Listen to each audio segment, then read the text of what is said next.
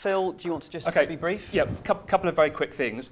Yes, I agree, but so do we as a society benefit from plumbers and all those vocational courses. They're not actually free once you get to level 4, once you get to that same level. And I'm arguing that we either make those free for everybody or we let everybody pay back.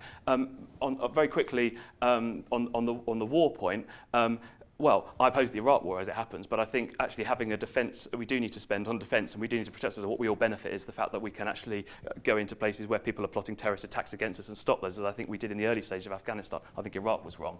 Let's not go there, No, sure. Just because if someone asks a question, I think I deserve an answer. On 50%, actually, it's not just in the sort of traditional courses of the kind you can come to UEA to do that you can get a level 4 qualification, a higher level of qualification. Actually, you can do those in vocational courses as well. They do HE at City College, for example, where you can get the equivalent of a degree, but in those various vocational qualifications that are vital to society. And the government's 50% target includes those as well. Okay, thank you. And would you both like to respond, Chloe or Adrian, before we move on? Chloe? In particular, I'd like to agree with the lady in the pink scarf. I think that in a nutshell, actually, that is one of my concerns around that kind of target around higher education. I think higher education is a wonderful thing for lots of people, including everyone who I very much hope is enjoying it here in this room. But it's not something that should be done at the detriment of other walks of life. Thank you. And Adrian, if you would, Lee, please. Yeah, I don't think there should be barriers in place towards higher education, but I don't think there should be arbitrary targets either. And I think that we should see investment in vocational training and not just in academic training in order to make it easier for people to get into the sorts of practical skill jobs that we've been talking about. So people like your brother hopefully shouldn't lose out if we did that. Thank you very much. And Bernadette, can we go back to you for your answer? Well, basically, somebody brought up political philosophy, and I think if we're going to talk philosophy, the philosophical underpinnings of our society should make education free, just as they do healthcare, and that goes for higher education, like vocational courses, as well as for academic courses. So. Thank you very much indeed. Okay, let's go on to the next question from James Tidder. Is that correct, James? Over there, yes. Oh yeah, my question is primarily towards Adrian, and that is, how do you respond to the widespread perception that while a vote at a local level for the Green Party can be a positive thing, it's a wasted vote at a general election, as you're a single-issue party that can't form a national government? Okay, right, well, I think the essence of that question will start with Adrian. Do you want to go first?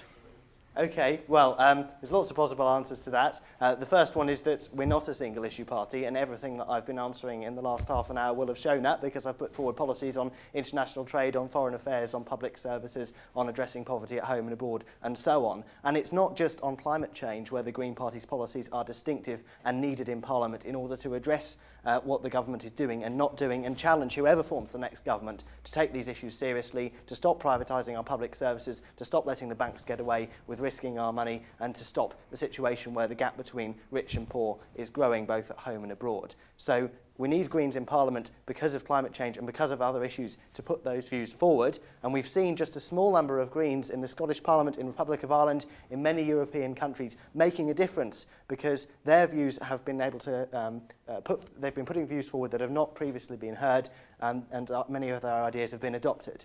And as for can we win, well, sitting here in Norwich South, it's one of the best places in the country for you to ask me that. Because unlike in Chloe's constituency, a few miles down the road, in this constituency, the Green Party is comfortably ahead on local election vote share across Norwich South by some distance. We've got 34% of the vote in Norwich South in June. Lib Dems were the next highest on 24%. Now, that doesn't mean that I'm complacent about winning, but it means we're in contention of winning, and it means if you live in Norwich South and you think there should be Greens in Parliament, we can do it here, we can beat Charles Clarke, and we can really put a political earthquake into the next general election by getting some of the first Greens into Parliament.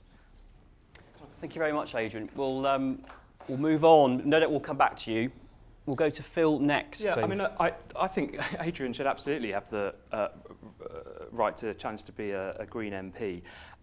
But actually what we need to do to enable smaller parties to have a real voice is to change the electoral system. It's absolutely ridiculous that we've got a situation where the smaller party, whether it's the Liberal Democrats or the Greens, actually under our electoral system are disadvantaged, and I would support as a first stage at least going to the alternative vote system. The government has now pledged in our manifesto at the next election we'll have a referendum on changing to the alternative vote, which would give smaller parties a greater say. Now obviously I still would want the Labour Party to be able to form a government.